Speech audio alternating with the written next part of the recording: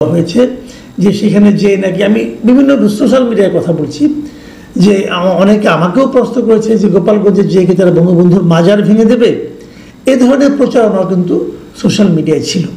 এগুলো কারা প্রচার করেছে? যারা প্রচার করেছে তারা কি আওয়ামী লীগকে ভালোবেসে প্রচার করেছে, অথবা তারা কি আওয়ামী লীগকে ঘৃণা করে এটা প্রচার করেছে? তারা কি এনসিপির পক্ষ হয়ে প্রচার করেছে, নাকি এনসিপিকে বিপাকে ফেলার জন্য প্রচার করেছে? তবে এটা ঠিক, গোপালগঞ্জের মানুষ যদি জানে যে সেখানে যে বঙ্গবন্ধুর মাজার ভেঙে দেওয়া হবে, ওনার কবর ভেঙে দেওয়া হবে, তাহলে গোপালগঞ্জের মানুষ সেন্টিমেন্টাল হবে, আবেগপ্রবণ হবে। এটা কিন্তু অস্বাভাবিক কিছু না। আমরা কিন্তু এই এনসিপির মধ্যে একটা জিনিস দেখেছি। দেখুন, 17 বছর ধরেন, 16 বছর ধরেন শেখ হাসিনা একটা স্বৈরাচারী শাসন এদেশে কায়েম করেছিল। কে করেছিল? শেখ হাসিনা করেছিল, অথবা শেখ হাসিনার নেতৃত্বাধীন আওয়ামী লীগ করেছিল। আপনি এই পর্যন্ত ধরেন, কোনো সমস্যা নাই। এই অপরাধের জন্য শেখ হাসিনা দেশ ছেড়ে পালিয়েছে। এই অপরাধকে বিবেচনা করে, এটাকে বিবেচনা করে বর্তমান সরকার আওয়ামী লীগের রাজনৈতিক কর্মকাণ্ড স্থগিত করেছে, নিষিদ্ধ করেছে দেশে। তো এটা যেটা তো হয়েছে, সরকার ঘোষণা করেছে, যদি এটা আইনগতভাবে হয়েছে কিনা, মানে আদালতের মাধ্যমে হয়নি, সরকার নির্বাহী আদেশে এই কাজটা করেছেন। সেই নির্বাহী আদেশে করাটা কতটা ভালো হয়েছে মন্দ হয়েছে সেটা অন্য বিতর্ক, কিন্তু তারা এটা করেছে। কিন্তু এর মধ্যে বঙ্গবন্ধু শেখ মুজিবুর রহমান কোথায়, অথবা বঙ্গবন্ধু শেখ মুজিবুর রহমানের মাজার কোথায়? বাট সেগুলো কিন্তু হয়েছে, আমরা দেখেছি। বঙ্গবন্ধুর বিভিন্ন মুরাল ভাঙা হয়েছে সারা দেশে। সারা দেশ থেকে বঙ্গবন্ধু শেখ মুজিবের নামটাকে, ওনার বিভিন্ন চিহ্নকে নিশ্চিহ্ন করার একটা প্রবণতা কিন্তু আমরা এই সরকারের মধ্যেও দেখেছি এবং এনসিপির নেতাদের মধ্যেও দেখেছি। যে এনসিপির নেতারা আগে গলার রগ ফুলিয়ে আমার বঙ্গবন্ধু নামে বিতর্ক প্রতিযোগিতায় অংশ নিতেন, কথা বলতেন, পুরস্কার পাওয়ার চেষ্টা করতেন, তারা এখন বঙ্গবন্ধুকে পারলে মানে যাচ্ছে তাই হিসাবে তারা প্রমাণ করার চেষ্টা করেন। সেটা যেটাই হোক, এখন এইরকম একটা পরিস্থিতি আগেই ক্রিয়েট করে যখন এনসিপির লোকজন গোপালগঞ্জে যায় মিটিং করতে, তো সেখানে গণ্ডগোল হবে এটাই কিন্তু মানুষের সাধারণ একটা ধারণা।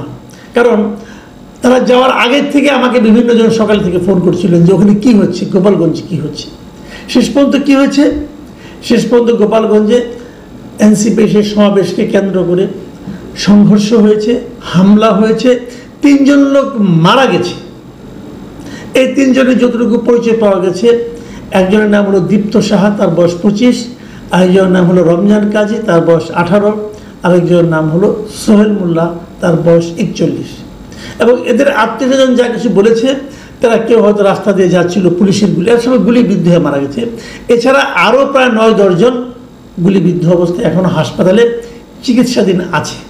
তবে এরা কেউ এনসিপির কেউ বলে জানা যায়নি, মানে পুলিশের গুলিতে তারা আহত হয়েছে। এখন এই ঘটনাটাকে আপনারা কীভাবে বিশ্লেষণ করবেন, কীভাবে মূল্যায়ন করবেন, এইগুলো নিয়ে কিন্তু আলোচনা হতে পারে। তার আগে আমি বরং এই ঘটনার প্রেক্ষিতে এরই মধ্যে সরকার কিংবা প্রধান বিরোধী দল বিএনপি কিংবা জামাতে ইসলাম তাদের প্রতিক্রিয়াটা একটু ছোট করে দেখে নিতে চাই। আর তারও আগে বলতে চাই যে এই ঘটনা যখন ঘটে, মানে তারা প্রথমে গোপালগঞ্জের পৌর পার্কে এনসিপির একটা সমাবেশ হয়। সেই সমাবেশের লোক সংখ্যা খুব বেশি ছিল বলে আমার কাছে মনে হয়নি। আমি যতগুলি ভিডিও দেখেছি খুব বেশি লোক ছিল না। তারপরে মিটিংটা শেষ হওয়ার পরে বিপুল সংখ্যক লোক, কয়েকশো লোক লাঠিসোঁটা নিয়ে এনসিপি নেতাকর্মীদেরকে ঘিরে ধরে। এ সময় পুলিশ এবং সেনাবাহিনীর লোকজন যে সাউন্ড গ্রেনেড, ফাঁকা গুলি এগুলি ছুড়ে তাদেরকে উদ্ধার করে এবং তারা সেনাবাহিনীর সাজোয়া গাড়িতে করে এনসিপির নেতারা গোপালগঞ্জ ত্যাগ করেন। এর ঘটনা, এর মধ্যে পুলিশের সঙ্গে ভূমিকা, পুলিশের সঙ্গে গোলাগুলি, পুলিশ অথবা সেনাবাহিনী, তাহলে এই লোকগুলি গুলিবিদ্ধ হয়ে মরলো কেন? আরও যে 9-10 জন গুলিবিদ্ধ হলো, তারাও তো পুলিশ অথবা সেনাবাহিনীর গুলিতে গুলিবিদ্ধ হয়েছে। তো গোলাগুলি হয়েছে, অনেক কিছু। যদিও এনসিপির মুখ্য সমন্বয়ক নাসিরউদ্দিন পাটোয়ারি সাংবাদিকদের কাছে অভিযোগ জানিয়েছে এ সময় পুলিশ ও সেনাবাহিনী নাকি নিষ্ক্রিয় ভূমিকা পালন করেছে। তো পুলিশ এবং সেনাবাহিনী যদি নিষ্ক্রিয় ভূমিকা পালন করে, তো লোকগুলি মরলো কেন, অথবা লোকগুলি আহত হলো কেন? বুঝতে পারলাম না। কিছু যে একটা ঘটবে সেটা কিন্তু আমরা সকালের দিকে টের পেয়েছিলাম। কারণ সদর উপজেলার কাংসুরে এই ধরনের একটা ঘটনা, ওখানে পুলিশের একটা গাড়িতে ভাঙচুর করা হয়েছে, আগুন দেওয়া হয়েছে, তারপর উপজেলা নির্বাহী কর্মকর্তার গাড়িতেও ভাঙচুরের ঘটনা, হামলার ঘটনা ঘটেছে কিন্তু সকালেই। তারপরে এই মিটিংটা আমি বুঝলাম না প্রশাসন কেন করতে দিল, দরকার তো কোনো ছিল না, মিটিংয়েও তেমন কিছু হয়নি, এটা তো অন্যভাবে হতে পারতো। কিন্তু মারামারি ঘটাতে হবে, ভাঙচুর করতে হবে, লোকজন মরতে হবে, প্রশাসন যখন কোনো মিটিংয়ে 144 জারি করে, নানা রকম পরিস্থিতি বিবেচনা করে, প্রশাসন কি জানতো না এখানে যে এরকম একটা ঘটনা ঘটতে পারে? জানা উচিত ছিল। আমি প্রশাসনের ভূমিকার কিন্তু সমালোচনা করা প্রয়োজন বলে মনে করি। আসুন আমরা দেখি মির্জা ফখরুল ইসলাম আলমগীর কি বলেছেন।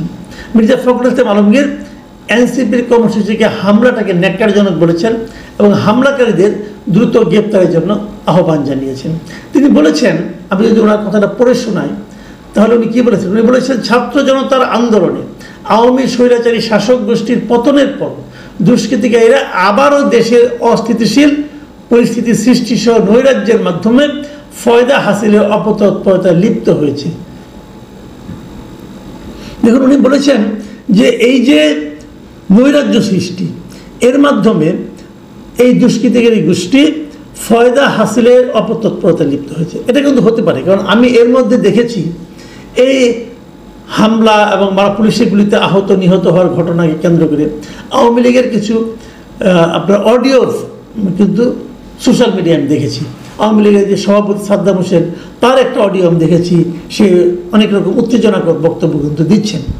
এটা একটা উত্তেজনাকর ব্যাপার হতে পারে, এটাকে নিয়ে কেউ ফয়দা লুটতে পারে। এবং খুব আমি বিশ্বের সঙ্গে এটাও লক্ষ্য করি, আওয়ামী লীগের কোনো নেতা কিন্তু দেশে নাই, তারা বিদেশে বসে বসে বাণী ছাড়ে এবং ওইখান থেকে সে অনেককে উস্কায়, এবং উস্কানোর পর যখন ঘটনাগুলি ঘটে তখন আওয়ামী লীগের যারা দেশে থাকে তারাই কিন্তু বিপদগ্রস্ত হয়। যাই হোক, এটা তাদের ব্যাপার, তারা এরকম করে আরাম পায় আর এরকম মেনে আরাম পায়, এটা নিয়ে আমি কিছু বলতে চাই না। জামায়াতের আমির একটা ফেসবুকে পোস্ট দিয়েছেন এবং সেখানে উনি বলেছেন, লিখেছেন, গোপালগঞ্জ তো বাংলাদেশেরই অংশ। যতদূর জানতে পেরেছি এনসিপির নেতৃবৃন্দ স্বাভাবিক নিয়মে সর্বপর্যায়ের প্রশাসনের সঙ্গে পূর্ব থেকে আলাপ আলোচনা করে তাদের কর্মসূচি বাস্তবায়নে সহায়তা চেয়েছেন। এটি তাদের রাজনৈতিক অধিকার। কিন্তু এখন যে অবস্থায় এসে দাঁড়িয়েছে, কার্যত মাঠে আইন শৃঙ্খলা রক্ষাকারী বাহিনীর কোনো উপস্থিতি লক্ষ্য করা যাচ্ছে না। অতি দ্রুত সরকারকে অবশ্যই প্রয়োজনীয় পদক্ষেপ গ্রহণ করতে হবে, অন্যথায় ইতিহাসের পূর্ণ দায় সরকারের উপরে বর্তাবে। এখানে সরকারকে কিন্তু দায়ী করা হচ্ছে এবং সরকার তারপরে কি করবে এটাও দেখার বিষয়। দেখুন, সরকারের ব্যবস্থা নিয়েছে, তারা আজকে বুধবার রাত 8টা থেকে সেখানে কারফিউ জারি করেছে গোপালগঞ্জে। এই কারফিউ চলবে আগামীকাল সন্ধ্যা 6টা পর্যন্ত। কেন এই মুহূর্তে কারফিউর কি দরকার ছিল? হয়তো এনসিপির কেউ নাই, তার মানে এই কারফিউ জারি করা হয়েছে মূলত, আমার যেটা ধারণা, যে অপরাধীদেরকে ধরার জন্য। যদি এটা হয় ভালো, আমি এটা নিয়ে কিছু বলতে চাই না। কিন্তু প্রশ্ন হলো, এটা আজকে সন্ধ্যায় প্রেস উইং জানিয়েছে এবং তারা আরও জানিয়েছে এটার জন্য পুলিশ কন্ট্রোল রুম থেকে সব কিছু নাকি মনিটরিং করা হচ্ছে। এটা জানা গেছে স্থানীয় সরকার উপদেষ্টা আসিফ মাহমুদ সজীব ভুঁইয়ার একটা ফেসবুক পোস্টে। আসিফ মাহমুদ সজীব ভুঁইয়া লিখেছেন, জীবন মৃত্যুর মতো পরিস্থিতি না হলে সাধারণ জনগণ কেউ ঘর থেকে বের হবেন না। ওখানকার যারা আছেন তারা কেউ ঘর থেকে বের হবেন না আপনারা, যদি জীবন মৃত্যুর মতো অবস্থা না হয়। সব আইন শৃঙ্খলা রক্ষাকারী বাহিনীর সদস্য সংখ্যা বাড়ানো হয়েছে। নিষিদ্ধ সংগঠনের সন্ত্রাসীদের ... ভেঙে দেওয়া হবে। এই ... বলতে কি বোঝানো হয়েছে? আপনি কি ভেঙে দেবেন? আস্তানা ভেঙে দেবেন? সেটা হলে ভালো, নাকি অন্য কিছু ভেঙে দিবেন জানি না, নাকি কারো ঘাড় ভেঙে দিবেন তাও বলতে পারবো না। এবং ওখানে আরও লিখেছেন, পুলিশ কন্ট্রোল রুম থেকে সব কিছু মনিটরিং এবং প্রয়োজনীয় দিক নির্দেশনা দিচ্ছেন স্বরাষ্ট্র উপদেষ্টা, তার সঙ্গে যুব ও ক্রীড়া উপদেষ্টা সহ আইন শৃঙ্খলা রক্ষাকারী বাহিনীর প্রধানগণ। আইন শৃঙ্খলা রক্ষাকারী বাহিনীর প্রধানগণ নির্দেশনা দিচ্ছেন, কোনো আপত্তি নেই। স্বরাষ্ট্র উপদেষ্টা দিচ্ছেন, তাও কোনো আপত্তি নেই, ওনারাই তো মন্ত্রণালয় উনি দিবেন। কিন্তু এখানে যুব ক্রীড়া উপদেষ্টার কাজটা কি? আসিফ মাহমুদ সজীব ভুঁইয়ার কাজটা কি? উনি কি এ ধরনের আইন শৃঙ্খলা রক্ষার জন্য অনেক অভিজ্ঞতা প্রাপ্ত কোনো ব্যক্তি? ওনার কি এই বিষয়ের উপর বিশেষ কোনো ট্রেনিং আছে? নাই। এটা কি ওনার মন্ত্রণালয়ের মধ্যে পড়ে? তাও পড়ে না। তাহলে উনি কেন উনি কি অনেক অভিজ্ঞ একজন ব্যক্তি? না, তাও তো নয়। উনি তো পুরো উপদেষ্টা পরিষদের মধ্যে সবচেয়ে কনিষ্ঠতম একজন ব্যক্তি। তাহলে উনি এখানে কেন, এবং উনি কেন এই জিনিসটা ওনার ফেসবুকে দেন? এটার মাধ্যমে মানুষের কাছে কি মেসেজ ছড়ায়? তাহলে কি এখানে এখন একটা রাজনৈতিক প্রতিহিংসার কিছু ঘটনা ঘটবে? এই বিষয়গুলো কিন্তু মানুষের মধ্যে অলরেডি প্রশ্ন আকারে এসেছে। আমি জানি না এটা আলটিমেটলি কি হবে, সামনের দিনগুলোতে আমাদের কি দেখতে হবে।